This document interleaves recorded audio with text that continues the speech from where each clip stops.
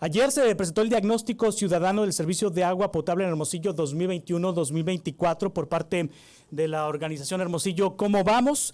Fue elaborado por el doctor Nicolás Pineda Pablos, coordinador de la mesa temática del agua, y está con nosotros esta mañana Ernesto Urbina, director general de Hermosillo ¿Cómo vamos? Ernesto, ¿cómo estás? Buenos días, bienvenido. Buenos días, Juan Carlos, un gusto estar siempre aquí contigo y con tu audiencia. ¿Qué es lo que miden? ¿Qué es lo que analizan? ¿Qué temas analizan en este informe? Este diagnóstico ciudadano busca presentar indicadores actualizados sobre toda la gestión del agua a nivel municipal. Sin embargo, se enfoca en 5 dimensiones. La primera tiene que ver con el abasto. También presentamos datos relacionados a la medición, dividido en los aspectos macro y de micromedición.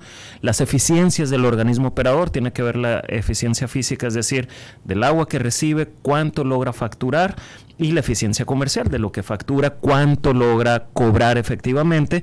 Y finalmente hacemos un balance de la situación financiera y buscamos también poner sobre la mesa en la discusión algunas alternativas para fortalecer la gobernanza del organismo y que pueda transitar hacia escenarios de mayor eficiencia. ¿Cómo andan los números? Bueno, de entrada mencionar, y tratando de seguir ese orden, mencionar que en Hermosillo seguimos con un abasto alto. Sin embargo, en el transcurso o en la distribución del agua tenemos pérdidas importantes. Prácticamente en Hermosillo se suministran o se producen más de 400 litros por habitante al día.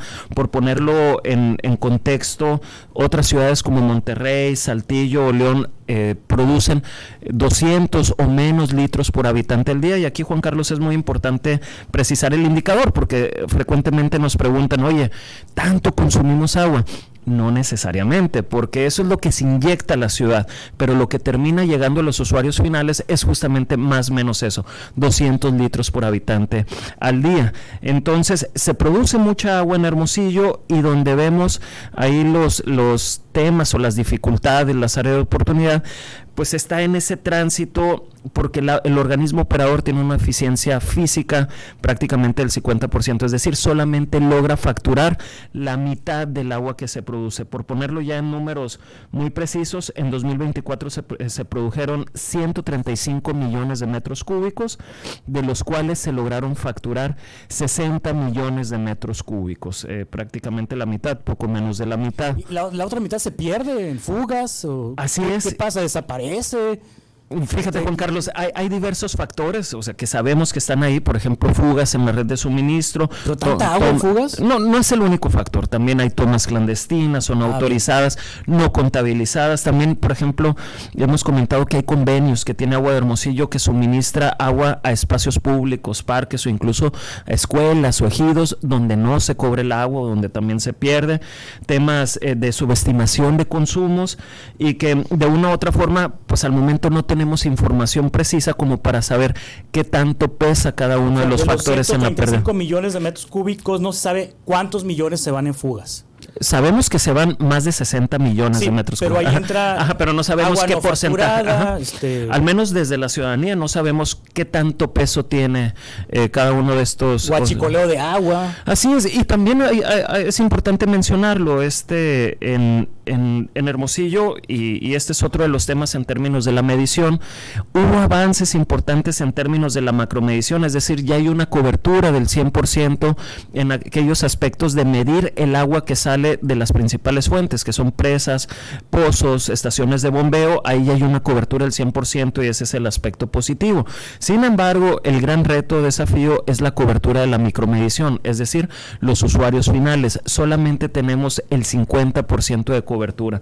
De los 310,000 usuarios finales o tomas que tenemos en la ciudad, 308,000, pues solamente el 51% cuenta con un medidor, y eso es importante porque el medidor no solamente te permite tener cobros más justos, sino que también te permite detectar fugas o te permite generar un mecanismo de facturación más preciso, ¿no? Entonces, pues todo esto es como un caldo de cultivo que hace que Hermosillo tenga un consumo o una gestión del agua que, de seguir así, pues no es sostenible, y sobre todo, pues considerando que vamos a estar cada vez más expuestos a situaciones climáticas más adversas, ¿no? Ahora, me dices que la mitad del agua que Hermosillo produce es la que se factura. Así es. Y de ese líquido que se factura, ¿Cuánto se cobra? Fíjate, lo podemos ver desde dos perspectivas, desde cuánto del agua recaudada se factura en montos o en términos de agua, de metros cúbicos. Aquí ha avanzado, en 2021 era un 85%, en 2024 ya se llega a un 90%, pero si lo vemos en términos de recursos económicos, por ejemplo, de acuerdo a los reportes y a las fuentes que son los mismos datos oficiales de los cuestionarios únicos de información básica que entrega Agua de Hermosillo a la Comisión Estatal del Agua, 37% en 2024, 37% se pagó puntualmente, es decir, dentro del mismo mes que se facturó. El 41% se pagó con algún tipo de rezago, es decir, con algunos meses transitaron, después hizo el pago el usuario final. Esto significa que 78% se recaudó y hay un preocupante 22% que no está pagando, que se está yendo a cartera vencida o no cumple con esta responsabilidad ciudadana de pago. Y aquí, de acuerdo a entrevistas con el área comercial de Agua de Hermosillo, pues aproximadamente la mitad son usuarios de bajos ingresos o de situaciones económicas de vulnerabilidad, pero la otra mitad son usuarios que sí tienen la capacidad de pago, pero no lo realizan. Sí, hablamos ya de eficiencia física, de eficiencia comercial. ¿Y cómo andan las finanzas del organismo operador? Fíjate, Juan Carlos, que en los últimos años, o al menos en este periodo de 2021-2024, el organismo ha utilizado o ha requerido subsidios por parte de la administración central del ayuntamiento. Y esto, por ejemplo, en 2021 fueron poco más de 100 millones de pesos de subsidio, en 2024 ascendió a más de 400 millones. Sabemos que parte de estos subsidios se van orientados a los gastos de inversión que tiene el organismo operador, porque actualmente los ingresos que tienen no le están alcanzando para cubrir los costos asociados a su operación, y esta es la parte pues que de una u otra manera enciende las alarmas, porque no sería sostenible que el ayuntamiento esté sosteniendo financieramente la operación del organismo, un organismo que puede ser sostenible por sus propios ingresos. Que proponen transferir el organismo operador al gobierno estatal. ¿Es correcto esto? No es una propuesta que estemos planteando nosotros como la alternativa. Sí. Más que nada lo que estamos haciendo es que, analizando lo que se ha hecho en otros lugares y contextos del país, habría como 3 modelos que es importante discutir, no estamos poniendo uno sobre otro. El primero de ellos, por ejemplo, tiene que ver con lo que se hace en el organismo, en el servicio de agua potable de León, que ahí se hizo una reforma legal para dotar de más autonomía al organismo, no depende del alcalde en turno, tiene una junta de gobierno con mucho peso ciudadano y empresarial, y esa es uno de los modelos que está ahí. Al menos León tiene indicadores de eficiencia más altos que el organismo operador, pero el otro modelo tiene que ver con la operación de los organismos por parte de gobiernos estatales, que estos son los casos de Baja California, de Nuevo León, de Querétaro. Importante decir que los organismos en Sonora operados por el gobierno estatal tampoco tienen indicadores de eficiencia. Agua de Hermosillo sigue siendo, digamos, con los indicadores más altos de eficiencia, ¿no? Entonces, pues, pero también es una alternativa. O sea, el Estado no es bueno para administrar el agua. Al menos en Sonora no, al menos lo que vemos en Guaymas o en otros ya estuvo municipios. En manos del gobierno estatal el agua en Hermosillo, recordemos. Llevamos 20 y tantos años, ¿sí? ¿No? De municipalización. Burques, Pancho Burques pidió, el alcalde Pancho Burques, la municipalización del servicio de agua potable porque se oponía a la construcción de la desaladora que el entonces gobernador López Nogales pretendía. Sí, así es. Y un tercer modelo que también hemos visto es donde se habilita la participación privada, mayor o menor medida. Hay uno que es totalmente operado por una empresa privada como es Aguascalientes, está el ejemplo de Saltillo, pero también hay esquemas donde pueden ser empresas mixtas, donde el sector público no pierde el control riguroso de la conducción de los organismos, sí. ¿No? Entonces, en lo personal, a mí el que me suena es el de la autonomía, ¿no? El de la autonomía, sí, aunque también pues pudiéramos tener una junta de gobierno muy fuerte, muy plural, muy ciudadana y bajarle tal vez a la parte política de los organismos o el uso político de los organismos. Eso es como el que ha estado más en discusión, al menos en el caso local, pero también ese no te resuelve, por ejemplo, la capacidad financiera. El tema de la participación privada pudiera habilitarte mecanismos para generar recursos. Bajar la nómina, por ejemplo, porque es mucha tentación para los alcaldes convertir el organismo operador como una agencia de colocaciones. Así es, y no dependería de eso.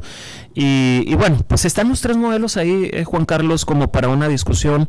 Lo que nosotros a lo que aspiramos es poner sobre la mesa este debate urgente, porque de una u otra manera la gobernanza institucional que se tiene actualmente en el organismo, pues parece que no está generando las condiciones para la eficiencia que requerimos en la comunidad, sí. ¿no? El organismo operador y el Ayuntamiento de Hermosillo ya tienen esta información, ¿han emitido alguna opinión sobre este análisis que presentaron ayer? De hecho, importante, y ahí les reconocemos y agradecemos, porque a lo largo de su elaboración, que fue coordinado, es de autoría del doctor Nicolás Pineda, que fue discutido en nuestros espacios de la mesa temática de agua, pero en el proceso de elaboración facilitaron información, hubo correcciones, hubo aclaraciones y de una u otra manera nos ayudaron a complementar esa parte. La apertura ahí estuvo y sí la reconocemos, ya lo conocen y bueno, lo que esperamos es que esto contribuya a la toma de decisiones para fortalecer al organismo, que eso ya recae pues en el mismo organismo, en la Junta de Gobierno y en el gobierno municipal. ¿Este diagnóstico ciudadano del servicio de agua potable en Hermosillo es público? ¿Lo pueden obtener los ciudadanos? Así es, ya está libre para descarga en www.hermosillocomovamos.org. También en nuestras redes sociales ahí colocamos algunas ligas de descarga, no solamente de este material, sino también de la presentación ejecutiva, que ahí trae los gráficos ya en resumen y pues vamos a estar publicando también algunos contenidos que se deriven de este estudio. Muy bien, Ernesto Urbina, muchas gracias, director de Hermosillo, ¿cómo vamos? Estamos en contacto. No, al contrario, muchas gracias por el espacio, Juan Carlos.